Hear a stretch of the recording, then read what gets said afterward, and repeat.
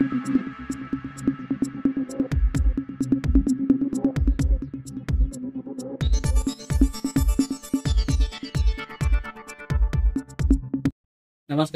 पाहूयात शेअर मार्केटमधील काही ताज्या घडामोडी. बुधवारी दिवसभराच्या कामकाजानंतर सेन्सेक्स 1196 अंकांच्या वाढीसह 75,418 वर बंद झाला, तर निफ्टी 370 अंकांच्या वाढीसह 22,298 च्या पातळीवर बंद झाला. निफ्टी बँक 987 अंकांनी वधारून 48,769 च्या अंकावर बंद झाला, तर निफ्टीचा मिड कॅप निर्देशांक 251 अंकांच्या वाढीसह 52,419 च्या पातळीवर बंद झाला. आयसीआरएने आपले तिमाही निकाल जाहीर केले. कंपनीचा नफा, उत्पन्न, एबिटा आणि एबिटा मार्जिन यामध्ये वाढ झाली आहे. कंपनीचा नफा 22% वाढून 38.4 कोटींवरून 47 कोटी रुपये झालाय, तर कंपनीचे उत्पन्न 13.7% वाढून 109.1 कोटींवरून 124 कोटी रुपये इतके झाले. कंपनीचा एबिटा 31.3% वाढून 38 कोटी रुपयांवरून 49.9 कोटी रुपये झाले, तर एबिटा मार्जिन 34.8% वाढून 40.2% वाढले. कंपनीचा एबिटा मार्जिन 34.8% वरून 40.2% वाढलाय. गुरुवारी कंपनीचा शेअर 0.36% वाढीसह 5,400 रुपयांवर बंद झाला. गेल्या एका वर्षात कंपनीच्या शेअरमध्ये 14.40% वाढ झाली आहे. पिकाजी फूडने आपले तिमाही निकाल जाहीर केले. कंपनीचा नफा, उत्पन्न, एबिटा आणि मार्जिनमध्ये वाढ झाली आहे. कंपनीच्या नफ्यात प्रचंड वाढ झाली आहे. कंपनीचा नफा 205% वाढून 38.1 कोटी रुपयांवरून 116.2 कोटी रुपयांपर्यंत पोहोचले, तर कंपनीचे उत्पन्न 12.8% वाढून 461.7 कोटी रुपयांवरून 520.8 कोटी रुपये इतके झाले. कंपनीचा एबिटा 61.3 कोटी रुपयांवरून 67.5 कोटी रुपयांपर्यंत वाढले, तर मार्जिन 13.3% वरून 13% आले. गुरुवारी कंपनीचे शेअर 0.019% वाढीसह 537 रुपयांवर बंद झाले. संधार टेकने आपले तिमाही निकाल जाहीर केले. कंपनीचा नफा, उत्पन्न, एबिटा आणि मार्जिनमध्ये वाढ झाली. कंपनीचा नफा 45.3% वाढून 24.7 कोटी रुपयांवरून 35.9 कोटी रुपये इतका झालाय, तर कंपनीचे उत्पन्न 20% वाढून 765 कोटी रुपयांवरून 917.8 कोटी रुपये इतके झाले. कंपनीचा एबिटा 45.2% वाढून 67.5 कोटींवरून 98 कोटी रुपये इतका झालाय, तर कंपनीचे मार्जिन 8.8% वरून 10.7% वाढले. गुरुवारी कंपनीचा शेअर 1.14% वाढीसह 550 रुपयांवर बंद झाला. इंटरग्लोब एव्हिएशन इंडिगोने आपले तिमाही निकाल जाहीर केले. कंपनीचा नफा, उत्पन्नात वाढ झाली. कंपनीचा नफा 106% वाढून 919.2 कोटींवरून 1,894.8 कोटी रुपये इतका झाले, तर कंपनीचे उत्पन्न 26% वाढून 14,160.6 कोटी रुपयांवरून 17,825.3 कोटी रुपये इतके झाले. गुरुवारी कंपनीचा शेअर 1.08% वाढीसह 4,403 रुपयांच्या पातळीवर बंद झाला.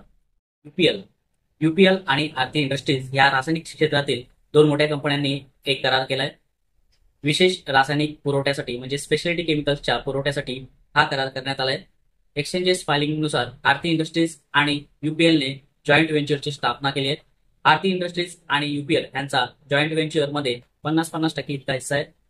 2026-27च्या व्यावसायिक वर्षाच्या पहिल्या तिमाहीपासून जॉईंट व्हेंचरकडून व्यावसायिक पुरवठा सुरू होण्याची अपेक्षा आहे.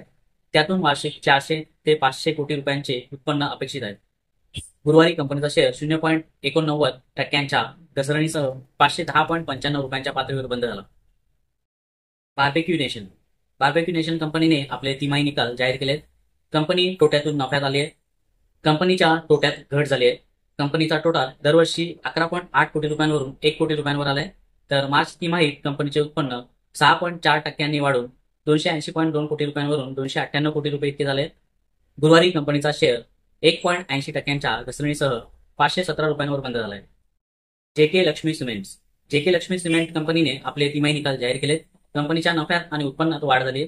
कंपनीचा नफा 114.8 कोटी रुपयांवरून 162.1 कोटी रुपयांपर्यंत वाढलाय, तर ह्या काळात कंपनीच्या उत्पन्नातही वाढ झाली. कंपनीचे उत्पन्न 1,862.1 कोटी रुपयांवरून 1,780.9 कोटी रुपये झाले.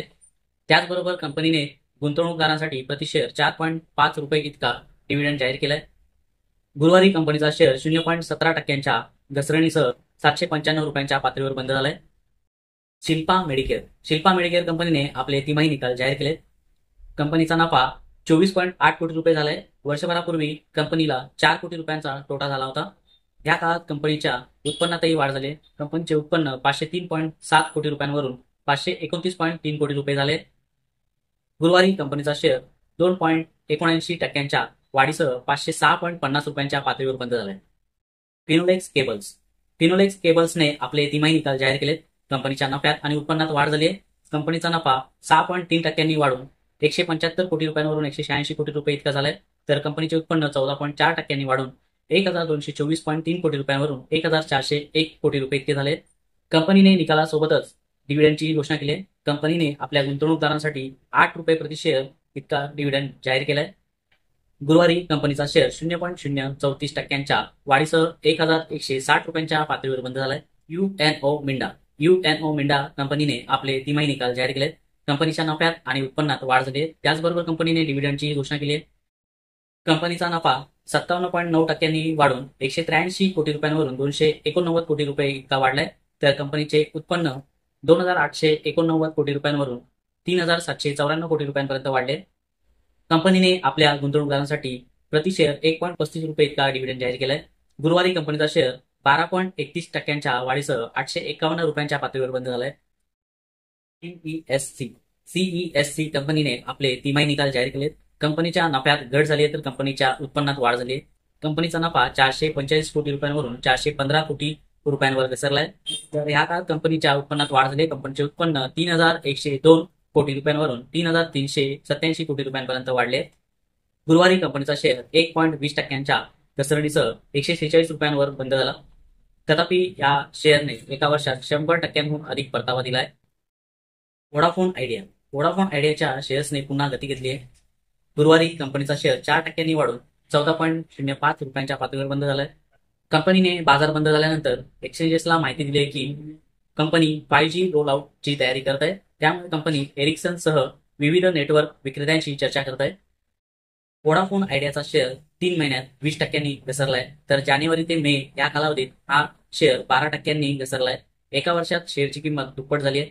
तर 3 वर्षात शेअरचा परतावा 66% इतका आहे. तथापि नोमुराच्या मते कंपनीचा वाईट काळ बऱ्याच प्रमाणात संपलाय. नोमुराने व्होडाफोन आयडियाचे शेअर टार्गेट 6.5 रुपयांवरून 15 रुपयांपर्यंत केले आहे. ब्रोकरेजेसने सांगितले की संपूर्ण दूरसंचार उद्योगाचा दृष्टिकोन सुधारलाय. याआधी मे महिन्याच्या सुरुवातीला ब्रोकरेज फर्म EOFA सिक्युरिटीजनेही स्टॉक अपग्रेड करून न्यूट्रल केला होता. फोर्टिस हेल्थकेअरने आपले तिमाही निकाल जाहीर केलेत. कंपनीच्या नफ्यात, उत्पन्नात, एबिटा आणि मार्जिनमध्ये वाढ झाली आहे.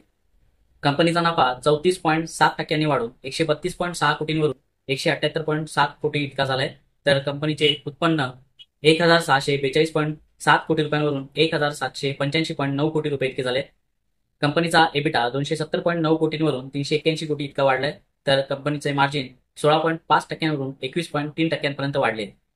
गुरुवारी कंपनीचा शेअर 0.075% घसरणीसह 469.35 रुपयांच्या पातळीवर बंद झालाय.